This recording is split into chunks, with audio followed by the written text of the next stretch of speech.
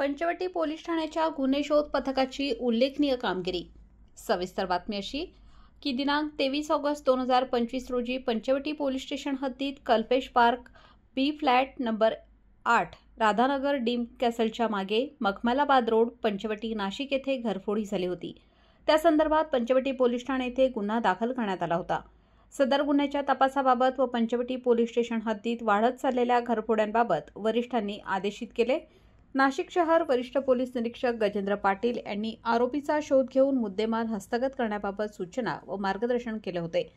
त्या अनुषंगाने पंचवटी पोलीस स्टेशनकडील गुन्हे शोध पथकाचे अधिकारी व अंमलदार यांनी पंचवटी पोलीस स्टेशन हद्दीत झालेल्या सर्व घरफोड्यांचे सीसीटीव्ही फुटेज याची बारकाईने निरीक्षण करून आरोपीचे गुन्हा करण्याची पद्धत व घरफोडी करण्याची वेळ यांचा सखोल व बुद्धिकौशल्याचा वापर करून सदर आरोपीला पकडण्यासाठी वरिष्ठ पोलीस निरीक्षक गजेंद्र पाटील यांनी दिलेल्या सूचनांप्रमाणे गुन्हे शोध पथकाचे अधिकारी सहाय्यक पोलीस निरीक्षक सतीश शिरसाट यांनी 2 टीम तयार करून पंचवटी हद्दीत ज्या परिसरात वारंवार घरफोड्या झाल्या आहेत अशा ठिकाणी आरोपी रात्री येण्याच्या मार्गावर Makhmalabad road dream castle Ganeshnagar परिसरात एक टीम व दुसरी टीम औदुंबरनगर अमृतधाम परिसर या भागात रात्री 11 ते पहाटे 4 वाजेच्या दरम्यान 3 ते 4 दिवस सापळा लावून बसलेले असताना दिनांक 26 ऑगस्ट 2025 रोजी रात्री 11:30 सुमारास कैलास शिंदे, अमोल बाळासाहेब काळे, सचिन बाहीकर, वैभव परदेशी, अंकुश काळे, नितीन पवार या टीमने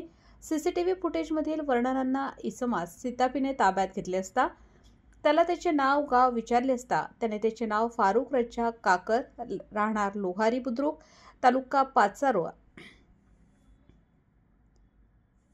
अंकुश काळे, नितीन पवार या टीमने सीसीटीव्ही फुटेजमधील वर्णनाच्या इसमास सिताफीने ताब्यात घेतले असता त्याला त्याचे नाव गाव विचारले असता त्याने त्याचे नाव फारुख रज्जाक काकर राहणार लोहारी बुद्रुक तालुका पाचोरा जळगाव असे सांगितले असता तेव्हा त्यांची पंचांग समक्ष अंगझडती केली असता त्याच्याजवळ घरफोडीचे साहित्य व केलेल्या घरफोडीचा मुद्देमाल मिळून आला। त्यावरून त्यास पंचवटी पोलीस स्टेशनकडील दाखल गुन्ह्यात अटक करण्यात आली आहे। पोलीस कस्टडी दरम्यान अटक आरोपी फारुख रज्जाक काकर अधिक विचारपूस केली असता त्याने खालीलप्रमाणे गुन्हे केल्याची कबुली दिली आहे व त्याच्याकडून 13 लाख रुपयांचा मुद्देमाल हस्तगत करण्यात आला आहे। वृत्तसंकलन मनीषा पवार, नाशिक।